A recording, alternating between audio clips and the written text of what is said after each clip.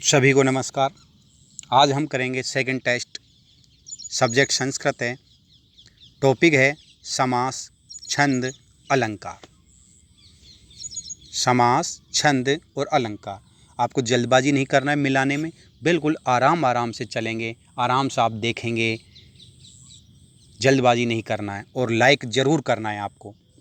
तो प्रश्न देखिए, अधिहरि का समास विग्रह, यानी अधिहरि का समास विग्रह होगा तो अधिहरौ, हरौ इति, आहरि। तो आपको बता दें अधिहरि, अधि उपसर्ग आ गया तो उपसर्ग आ गया तो कौन सा समास होगा, इसमें अवयवी भाव समास होगा। तो अवयवी भाव समास में क्या होता है, पहला शब्द, पहला पद अव्यय या उपसर्ग मिलता है तो वो कौन सा समास होगा, अवयवी भाव समास होगा। तो ध्यान रखना, अधि आ गया तो वैसे भी अवयवी भाव समास होगा और इसका समास विग्रह होगा हरौ इति।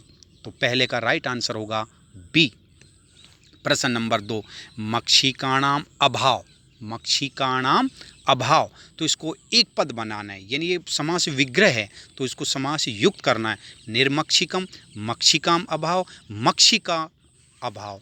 तो बता दें मक्षिकाणाम अभाव, तो अभाव है तो अभाव के योग में निर उपसर्ग आता है। कौन सा उपसर्ग आता है, निर। तो इसमें भी कौन सा समास है, अवयवी भाव समास है। कौन सा समास है, अवयवी भाव समास है। तो इसका समास युक्त क्या होगा, निर्मक्षिकम। क्या होगा, निर्मक्षिकम। निर का अर्थ होता है अभाव, निर उपसर्ग है, उसका अर्थ क्या होता है, अभाव। तो पहले का राइट आंसर होगा ए, निर्मक्षिकम आ जाएगा। प्रश्न नंबर 2, सप्त गोदौरम में समास है, यानी सप्त गोद्रम यानी 7 नदी में कौन सा समास है, द्वंद्व है, दिगु है या अवयवी भाव समास है। तो आप देखिए, आप सप्त का संख्या आ गई तो संख्या आते ही आप कौन सा समास करोगे, दिगु करोगे, कन्फर्म है दिगु करोगे और ये आपका रोंग होगा। तो ये ध्यान रखना है, संख्या वाला शब्द आ जाता है तो बिल्कुल सही है, दिगु समास मिलेगा। लेकिन दिगु समास में समहार मिलेगा या समूह मिलेगा, तो 7 नदियों का समूह नहीं होता है, 7 नदियों का समूह नहीं होता है। तो आप ध्यान देना ये चीज़ें कि कहाँ भी नदी शब्द आ जाता है, क्या नदी शब्द आ जाता है, या कोई भी वंश्य आ जाता है या वेश्य आ जाता है तो वो उपसर्ग, मतलब वो अवयवी भाव समास में होगा। तो ध्यान देना, जहाँ नदी शब्द आ गया चाहे वहाँ संख्या हो या ना हो, जैसे आ गया त्रिनदीम, द्वियमुनम, त्रियमुनम, तो इसका मतलब है नदी की विशेषता है। तो इसका मतलब है नदी आ गई तो नदी आते हैं तुरंत आपको करना है अवयवी भाव समास करेंगे। क्या करेंगे, अवयवी भाव। तो इसमें कौन सा समास है, अवयवी भाव समास है। जहाँ पर नदी शब्द आ जाता है और वहाँ आगे कोई संख्या आ जाती है तो वो अवयवी भाव समास होगा, नहीं कि दिगु होगा। तो इसका राइट आंसर होगा सी। प्रश्न नंबर 4, उत्तर पर प्रधान होता है, यानी उत्तर पद किसका प्रधान होता है। तो आपको पता है उत्तर पद किसका होगा, तत्पुरुष समास का होगा। बहुब्रीहि में किसी अन्य की प्रधानता होती है और अवयवी भाव में अव्यय और उपसर्ग मिलता है। तो तत्पुरुष समास में क्या होगा, किसी दूसरे पद की प्रधानता होती है। और ध्यान रखना, तत्पुरुष समास में क्या होता है, दोनों शब्दों के बीच में क्या होता है, विभक्ति या कारक छुपा हुआ होता है। क्या होता है, विभक्ति या कारक छुपा होता है तत्पुरुष समास में, ध्यान देना है आपको। प्रश्न नंबर 4 हो गया, ये तत्पुरुष समास आएगा, बी आएगा। अगला है पठनार्थम समास विग्रह, यानी पठनार्थम का समास विग्रह क्या होगा, पठनेनार्थम, पठनायार्थम, पठनास्य अर्थम। तो इसका राइट आंसर आपको बताना है। तो इसका राइट आंसर होगा पठनेन अर्थम, पढ़ने के लिए। तो इसमें कौन सा समास है, तत्पुरुष समास है और इसका राइट आंसर होगा ए, पठनेन अर्थम। अगला क्वेश्चन है उपदारू में समास है, उपदारू में समास है। क्वेश्चन नंबर 6 में आपको बताना है। तो आपको बता दें इसमें कौन सा है, द्वितीय तत्पुरुष नहीं, तृतीय तत्पुरुष नहीं, चतुर्थी तत्पुरुष है इसमें उपदारू। तो इसमें कौन सा समास है, चतुर्थी तत्पुरुष समास है। प्रश्न नंबर 7वां, विधवा में समास है, बहुब्रीहि तत्पुरुष अवयवी, यानी विधवा में आपको बताना है कौन सा है। यानी विधवा का आप सीधा पहले जिसका पति मर गया हो वो विधवा, तो इसका मतलब है किसी अन्य की प्रधानता हो रही है। तो इसमें कौन सा समास आ जाएगा, बहुब्रीहि समास आ जाएगा। द्विरात्रो समहार, अब इसको समास युक्त करना है, द्विरात्रम, द्विरात्रि या द्विराष्ट्र। 8वें का राइट आंसर बताना है आपको। तो आपको बता दें द्विरात्रम होगा, इसका क्या होगा, द्विरात्रम होगा। तो इसका राइट आंसर होगा 8वें में ए। प्रश्न नंबर 9, सप्तानाम दिनानाम समहार, तो तो इसको समास युक्त करना। वैसे भी आपको पता है सप्तानाम दिनाम समाहार आ गया तो कौन सा समास होगा? द्विगु समास होगा, यानी 7 दिनों का समूह। सप्त दिनम, सप्त दिन है, सप्त दिनम या दोनों, तो 9 का राइट आंसर होगा बी, सप्त दिनम आएगा। क्या आएगा? सप्त दिनम आएगा। प्रश्न नंबर 10, भिन्न पद है, नवग्रह, 16 संस्कार, नवरात्रम, सप्तऋषि। अब इसमें से बताना है आपको भिन्न पद कौन सा है। तो आपको बता दें नवग्रह, तो नव का अर्थ नौ नहीं होता है, नव का अर्थ है नया, और ग्रह मन होता है घर, यानी नया घर। तो कौन सा समास है इसमें? कर्मधारय समास है। कौन सा समास है? कर्मधारय। 16 संस्कार, यानी संस्कार हैं 16, यानी 16 संस्कार हो या 29 नक्षत्र हो, तो इसमें भी कर्मधारय समास ही होगा। सप्त ऋषि, तो यहाँ ऋषि की विशेषता है, कितने हैं वो? सप्त हैं, तो इसमें कर्मधारय। लेकिन नवरात्रम, नवरात्रम यानी नवरात्रि, तो इसमें कौन सा आ जाएगा? द्विगु समास आ जाएगा। और बाकी में कौन सा समास है? कर्मधारय समास है। ध्यान देना, ये इसको आप देख लेना, सप्तरात्रम में द्विगु है और बाकी में कर्मधारय समास है। प्रश्न नंबर 11, वाक्य कलह विग्रह। अब इसका विग्रह करना है। वाचा कलह, वाची कलह, वाच कलह, यानी वाणी का कलह तत्पुरुष समास आ जाएगा। तो 11वें का राइट आंसर बताना है आपको। तो इसका राइट आंसर होगा वाचा कलह, यानी झगड़ा, वाणी से झगड़ा या बातचीत से झगड़ा। प्रश्न नंबर 11 का ए राइट आएगा। 12वें का छात्रश्चे छात्राचे, तब इसका समास युक्त करना है। छात्र छात्रा, छात्रा छात्रे या छात्रौ, तो आपको पता है जिसमें द्वंद्व समास है तो इसका होगा छात्रौ, एक पद शेष समास है, तो इसमें कौन सा हो जाएगा? द्वंद्व समास है, दोनों शब्द की प्रधानता छात्र और छात्रा, तो छात्रौ हो जाएगा इसमें। प्रश्न नंबर 13, प्राप्त उद्गम में समास है, बहुब्रीहि तत्पुरुष कर्मधारय, तो प्राप्त उद्गम यस्य से है, तो इसमें कौन सा समास आ जाएगा? बहुब्रीहि समास आ जाएगा। तो 13वें में ए राइट आंसर है।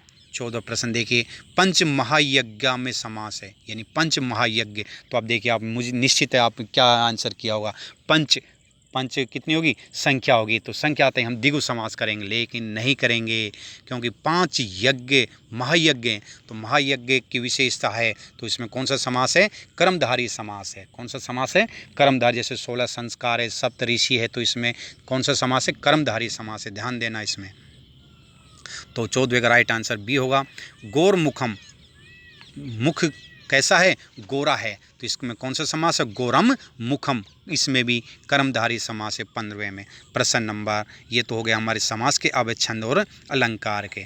किस छंद में प्रत्येक पाद में 11 वर्ण नहीं होते हैं? ये पूछा, नहीं होते हैं। इंद्रव्रजा, उपजाति, वंश स्थित, तो अभी आपको मैंने बताया ही था, पिछला वीडियो देखा भी होगा। इंद्रव्रजा उपेंद्र में 11 होते हैं, लेकिन वंश, वंश मर जाता है, मरता है तो 12वां होता है, तो इसमें वंश में 12 होते हैं, तो इसका मतलब राइट आंसर होगा सी। प्रश्न नंबर 17, ने तातो ने माता ने बंधुरदाता में छंद है। अब इसमें पहले तो वर्ण गिनेंगे, 1 2 3 4 5 6 7 8 9 10 11 12, तो 12 है इसमें। तो अब 12 है तो 12 किस में होगा? भुजंग में होगा, वंश में होगा, उपजाति में तो नहीं होगा, भुजंग या वंश में से होगा। तो अब आपको पता है वंश में ISI बनते हैं और भुजंग में क्या बनता है? ISS बनता है। तो पहला वर्ण देख लिए I है, फिर S है, फिर S है, यानी लघु गुरु गुरु, तो किस कौन सा होगा? भुजंग प्रियातम होगा। तो 17वें का राइट आंसर होगा ए, भुजंग प्रियातम। क्यों? भुजंग प्रियातम में ISS बनता है और वंश में क्या बनता है? ISI बनता है।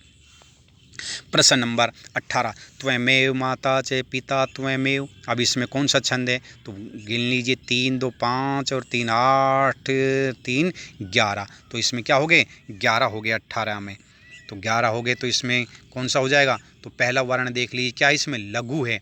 पहला क्या है?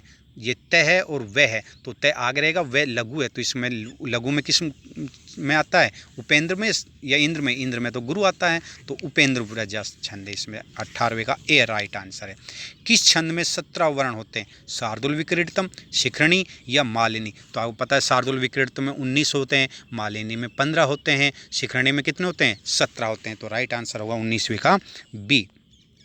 प्रश्न नंबर 20 किस छंद में सभी यगण होते हैं, यानी सभी यगण होते हैं। तो आपको पता है यगण किस में होते हैं, आपको पता है कौन सा, भुजंग प्रियातम चतुर्भी यकारई। तो 20वें का राइट आंसर होगा ए, यानी भुजंग प्रियातम चतुर्भी यकारई। तो 4 यकार किस में होते हैं, भुजंग प्रियातम में होते हैं। तो इसका राइट आंसर होगा ए। प्रश्न 21 द्रुत विलंबित महा आगे न खाली स्थान डैश डैश आएगा, नबऊ भरऊ चतुर्भी यकारई या तो जगऊ गे। तो द्रुत विलंबित नबऊ भरऊ। तो 21वें का राइट आंसर ए आएगा। प्रश्न नंबर 22वां समसनम रिक्त स्थान प्रत्यय समास या संधि। तो आपको पता है समसनम समासम। तो 22वें का राइट आंसर होगा बी। प्रश्न नंबर 23वां त्रिमुनि इत्यस्य समास वर्तते, यानी त्रिमुनि में समास कौन सा है, दिगु बहुब्री अवयवी। तो आपको पता है त्रिमुनि, तो त्रिमुनि करते ही आपके तुरंत ही आ जाएगा दिगु समास करोगे तो बिल्कुल दिगु संख्यावाची है, बिल्कुल गलत है ये, क्योंकि मुनि है और मुनि आपको पता है संख्यावाची करते ही हम दिगु करेंगे, लेकिन मुनि है तो मुनि वंशीय जी है तो ये शब्द आ जाता है। तो इसमें भी हम अवयवी भाव समास करेंगे। क्या करेंगे, अवयवी भाव समास करेंगे। अगला क्वेश्चन देखिए 24वां सर्वे गुणा काश्यनमाश्रित अलंकार, यानी सभी गुण काश्यन में आ जाते हैं। तो आपको पता है ये सुक्ति होगी, सुक्ति होगी तो इसमें कौन सा अलंकार होगा, अर्थांतर न्यास होगा। अब देखिए इसमें देखिए उपमा, उपमा में क्या करेगा, दोनों की तुलना करेगा, क्या करेगा, तुलना करेगा और उसके गुण बताएगा। तो इसमें कोई गुण की विशेषता नहीं है। फिर सलेस है, सलेस में एक शब्द आ जाए लेकिन उसके अर्थ अलग अलग मिल जाए, क्या मिल जाए, अनेक अर्थ मिल जाए, एक शब्द के 2 अर्थ मिले तो वो सलेस होगा। तो इसमें तो है ही नहीं, तो अर्थांतर न्यास अलंकार होगा। प्रश्न 25वां देखिए सर्वस्व हर स्वस्य अलंकार। तो देखिए हर आ गया तो हर के एक शब्द के 2 अर्थ निकले, एक शब्द के 2 अर्थ निकले तो उसमें कौन सा अलंकार होगा, प्रश्न 25वें में। तो आपको पता ही एक शब्द के 2 अर्थ निकले तो 25वें का राइट आंसर होगा सलेस अलंकार, क्योंकि हर का अर्थ महादेव भी होता है और हर का अर्थ हरना भी होता है। तो इसका राइट आंसर होगा सी। प्रश्न नंबर 26 प्रस्फुटम सुंदरम साम्यम लक्षणम वर्तते, ये किसके लक्षण है, उपमा के, उत्प्रेक्षा के या यमक के। तो 26वें का राइट आंसर होगा उपमा। प्रस्फुट सुंदरम साम्य लक्षणम, यानी साम्यता और उसके लक्षण हो तो आपको पता है लक्षण उपमा में होगा, लक्षण किस में होगा, उपमा में होगा। ठीक है, लक्षण किस में होगा, उपमा में, यानी गुण, गुण प्रकट उपमा में होगा और आरोप रूपक में होगा और संभावना उत्प्रेक्षा में होगी। तो वैसे भी आपको पता है उत्प्रेक्षा है, उत्प्रेक्षा तो है ही नहीं, इसमें कौन सा आ जाएगा, उपमा आ जाएगा।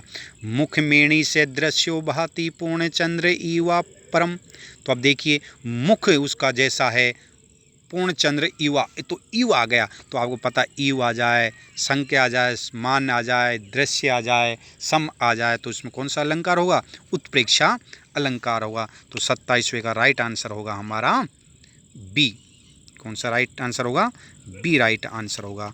तो अब आपके कितने राइट हैं 27 में से, तो आप ज़रूर कमेंट बॉक्स में करें और ये पेपर आपको कैसा लगा आप ज़रूर बताएं, कमेंट बॉक्स में भी करें और ज़्यादा से ज़्यादा आप शेयरिंग करें ताकि मैं आगे भी जो टेस्ट होगा, 3rd टेस्ट होगा हमारा 2 दिन बाद, तो उसमें भी मैं आप और अच्छा करने की कोशिश करूं।